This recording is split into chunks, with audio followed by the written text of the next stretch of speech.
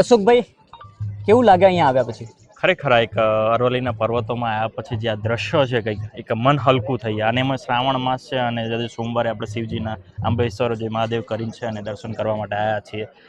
અને એક કહેવાય છે કે મિની પાવાગઢ જેવું, અને ખરેખર મિની પાવાગઢ જેવું છે. કારણ કે મારી સાઈડ આપણે પાવાગઢ બી જઈએ તો દૂધિયો, છાસિયો ને પેલીઓ 3 તળાવ છે, અને અહીંયા બી એવી રીતે 3 મને તળાવ જોવા મળે છે. એક આ, 2 અને 3 તળાવ. બનાસકાંઠામાં એક ઝુંબેશ ચાલે છે, પાણી બચાવો, વૃક્ષો વાવો, જે પ્રવીણભાઈ અને શંકરભાઈ ખાસ કરીને શંકરભાઈનું તો વિઝન છે બનાસકાંઠાને હરિયાળો બનાવવાનું. અને એ વિઝન આપણે ઘણા બધા એવા સ્થળોએ જઈએ ને ત્યારે ક્લિયર દેખાય છે કે આ વિઝન આપણા આવનારા ભવિષ્ય માટે છે. અને ખરેખર આપણા જે રાજકીય જે બી નેતાઓ છે ખરેખર આટલી નોટ લઈ અને જે લોકો માટે કરે છે, અને આજે આવીને આવી રીતે જો 2-5 વર્ષ કરશે ને તો ખરેખર આપણે જે બનાસકાંઠામાં જે પાણીની જે અછત છે ને એ ખરેખર કંઈક પૂરી થતી હતી. મેં હમણાં અહીંયા આવ્યા પછી સાંભળ્યું કે અહીંયા રાણોલથી ઓઢવા ઓઢવા ગામ છે, અહીંયા પગપાળા યાત્રા શંકરભાઈ ચૌધરીએ કરી હતી ગલબા કાકાના 100 વર્ષ પૂરા થયા ત્યારે. અને ત્યારે આ વિસ્તારના લોકોએ રજૂઆત કરી હતી કે અમારે અહીંયા પાણીની ખૂબ અછત છે. અને એ સમયે જ્યારે એ વિઝન સાથે કામ કર્યું ને આજે આપણે એ નજર સમજ અહીંયા દેખાઈ રહ્યું છે 3 તળાવ છે જે સરકાર અને ડેરી અને સ્થાનિક લોકો ત્રણેયના સહિયારા પ્રયાસથી આ અત્યારે અલૌકિક દર્શન થઈ રહ્યા છે. ખરેખર અદ્ભુત કહેવાય છે કે જે વિઝન જે લઈને ચાલે છે ને વિઝનની આપણે જે વિઝન ખાલી કરવા ખાતર નથી, આપણી સામે ઓલરેડી દેખાઈ રહ્યું છે. આ તળાવ અત્યારે ચોમાસાના પાણીથી ભરાઈ ગયું છે, એક સામે દેખાય છે અને એક ત્યાં દેખાય છે, 3 તળાવ. અને આવી જ રીતે જો પાણીનો સંગ્રહ થશે કે આજુબાજુના જેટલા બી વિસ્તાર લોકોને જે અહીં પાણીની અછત દેખાય છે એ કંઈક ને કંઈક પૂરી થશે. અને ખેતીમાં જે અમને અગવડો પડતી છે એ બી એક સમય સંજોગો એ બી અમને પૂરી થશે. આપણે પહેલા મજાક સમજતા હતા કે નાના આપણે ખાડા ગાળીને પાણી ઉતારવાથી કઈ ભૂગર્ભ જળ ઉપર ના આવે, પરંતુ આ વખતે 80% ખેડૂતોએ આનું પાલન કર્યું છે. 80% ખેડૂતોએ આ વસ્તુને ફોલો કરી છે. ચોક્કસથી શું લાગે છે, તમે પણ જોયું નજરે? મેં બી એક સ્ટોરી કેવા પ્રકારે જમીનમાં લોકોએ પાણી ઉતાર્યું. એક નાનકડો જુગાડ કરી અને પાણી થેટ આપણે બોરવેલ થકી અમુક લોકોએ ખાડા થકી ઉતાર્યું છે, અમુક બોર રિચાર્જ કર્યા છે, અમુક કુવા રિચાર્જ કર્યા છે. આ ચોમાસામાં ખેડૂતો જાગૃત થયા છે અને જાગૃત થઈ અને આવા રિચાર્જ કર્યા છે, એના લીધે લાભ દેખાણો છે. કંઈક લોકોને એવો અત્યારે આ વર્ષે બી લાભ દેખાણો છે અને ધીરે ધીરે આવતા વર્ષે દેખાશે. ધીરે ધીરે જે અમુકની નદીઓ પટની પૂરી થઈ ગઈ છે, આવી રીતે 1-2 વર્ષ સુધી કરશે ને ખરેખર એક બનાસકાંઠામાં જે પાણીની સમસ્યા છે એનો નિકાલ 100% આવી જશે. શંકરભાઈ અત્યાર સુધી જે કામ કર્યા ને એ 10 વર્ષ અગાઉનું વિચારીને કર્યા છે અને એનું રિઝલ્ટ મળી રહ્યું છે. આ જે વિઝન છે પાણી બચાવવાનું અને વૃક્ષો વાવવાનું, આ વિઝન પણ 10 વર્ષ પહેલા વિચાર્યું હતું. અને આજે તમે બનાસકાંઠાના દરેક પર્વત જુઓ હરિયાળા બન્યા છે સીડબોલ થકી. એમની એક કેટલા વર્ષની પહેલ અત્યારે કંઈકનું કંઈક એમનું રિઝલ્ટ આવી રહ્યું છે બારે, કે સીડબોલ થકી એને વાવેતર કર્યું છે ને અત્યારે હરિયાળું દેખાય છે આપણને. અને એમનું અત્યારે બી 2-3 એવા મેં પ્રોજેક્ટ જોયા છે વૃક્ષારોપણ 1.0 અને 2.0. અત્યારે લેટેસ્ટ કંઈક અમને થરાદ વિસ્તારમાં કર્યું છે. એ ખરેખર અત્યારે આટલું કરી રહ્યા છે ચોમાસામાં. એ આટલું એક દિવસ બહુ એટલી મોટી જગ્યા પર વિશાળ ગ્રીનરી થશે એનું કોઈ.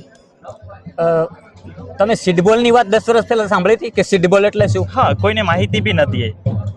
અને પહાડમાં જઈને ઝાડ વાવવા એ અઘરી વસ્તુ છે, કારણ કે પહાડમાં તો એક પ્રકૃતિ છે કે કુદરત ઓટોમેટિક ઉગાડી શકે, પરંતુ આપણા બનાસકાંઠાના પહાડો પણ કોરા બની ગયા હતા, સૂકા બની ગયા હતા. એને પણ હરિયાળા બનાવવાનું કામ બનાસ ડેરી ના માધ્યમથી, બનાસ બેંકના માધ્યમથી સહકાર અને સરકાર આ બંને સાથે મળે છે ત્યારે સમૃદ્ધિ થાય છે. અને આજે એ વાત ચોક્કસથી મારે કોઈ સંકોચ વગર કહેવી પડે કે બનાસકાંઠા સમૃદ્ધિ તરફ જઈ રહ્યું છે. અને એ બી કંઈક ડાઉનમાંથી અપમાં જઈ રહ્યું છે. એ બી ધીરે કરતું આજે થોડોક સારા લેવલ પર પહોંચ્યું છે. મને લાગે છે કે વર્ષો પહેલા મેં સાંભળ્યું છે, હું ઘણા વર્ષો બનાસકાંઠાની બહાર રહ્યો છું અને ત્યારે બનાસકાંઠા એક પછાત જિલ્લા તરીકે ઓળખાતો હતો. મેં બી જો હું બરોડા રહ્યો છું અને મને બી લોકો ત્યાં કે બનાસકાંઠા એક એઝ અ પછાત તરીકે લોકો એમ દ્રશ્ય એ રાખતા હતા. પણ જ્યારે હું અહીંયા એન્ટર થયો છે ને આપણા જેવા રાજકીય નેતાઓ આવું કરી રહ્યા છે, MLA સાહેબ છે, શંકરભાઈ ચૌધરી સાહેબ છે, ખરેખર વૃક્ષારોપણ અને પાણી પર ભાર આપી રહ્યા છે, બહુ જ લાભદાયક છે. એના ઉપર તો જીવન ટકેલું છે. આજે એ જ પછાત બનાસકાંઠા જિલ્લો ગુજરાતનું ધબકતું હૃદય બની ચૂક્યો છે. એટલે બહુ મોટી વાત છે બનાસકાંઠા માટે કે આવા પર્યટન સ્થળો છે, આવા ધાર્મિક સ્થળો છે, લોકો ધાર્મિકતા તરફ વળેલા છે, ધાર્મિકતા સાથે ભરાયેલા છે. અને આવી અદ્ભુત કુદરતી સૌંદર્ય સાથે સાથે માનવ સર્જિત સૌંદર્ય પણ છે. આ માનવ સર્જિત છે કારણ કે આ જે તળાવો દેખાય છે મારી પાછળ, અહીંયા જે વૃક્ષો ઉગાડેલા છે આ સીડબોલ થકી વૃક્ષારોપણ થકી અને બનાસ ડેરી, બનાસ બેંક અને સરકારના સહિયારા પ્રયાસ થકી જે તળાવોનું ડેવલપ થયું છે ને અહીંથી અહીં નજારો સ્પષ્ટ દેખાય છે અશોકભાઈ.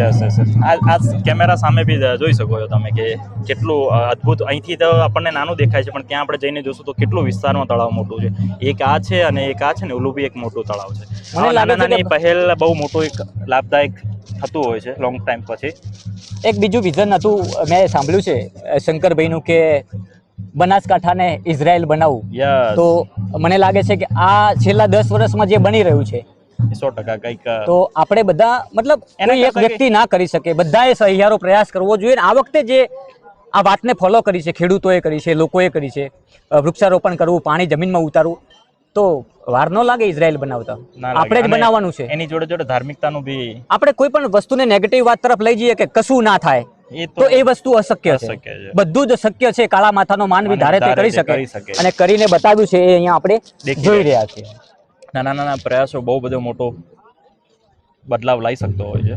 તો અત્યારે આપણી સામે જ એક બે દ્રશ્ય છે. આપણે વિચાર્યું હતું કે આપણે બનાસકાંઠાની અંદર જ આવા 3 સોમવાર ઉજવીએ છીએ જ્યાં એક પ્રકૃતિના છોડે કળાયેલી કુદરતી સૌંદર્ય ખીલેલું હોય અને એ જ આપણા બનાસકાંઠામાં હોય એવું વિચાર્યું હતું. આપણે પહેલા એવું વિચારતા કે અંબાજી તરફ જઈએ ત્યારે એક બે એવા લોકેશન હતા એ જ આપણા મનમાં હતા પણ હવે નાના નાના લોકેશનો ત્યાં અદ્ભુત જગ્યાઓ છે એ અત્યારે આપણે જઈને એક્સપ્લોર કરી રહ્યા છીએ. મારો જિલ્લો પાણીદાર બને, હરિયાળો બને, મારો જિલ્લો હરિયાળો બને અને તેને લઈને જે મુહિમ અત્યારે ચાલી રહી છે બધા જોડાયેલા રહેજો આ મુહિમમાં. આપણા નહીં તો આપણા બાળકોના ભવિષ્ય માટે આ એક થકી નહીં બને, બધાને સહયોગ કરવો પડશે. કોઈ એક વ્યક્તિ કરી નથી શકતું. એક વ્યક્તિ છે દિશા આપી શકે છે પણ એ દિશાને આપણે કઈ રીતે લઈ જવી, આપણે એ દિશાને કઈ રીતે આગળ વધારવી એ આપણા બધાનો સહિયારો પ્રયાસ હશે ને તો બનાસકાંઠાને પણ ઇઝરાયલ બનતા કોઈ રોકી નહીં શકે.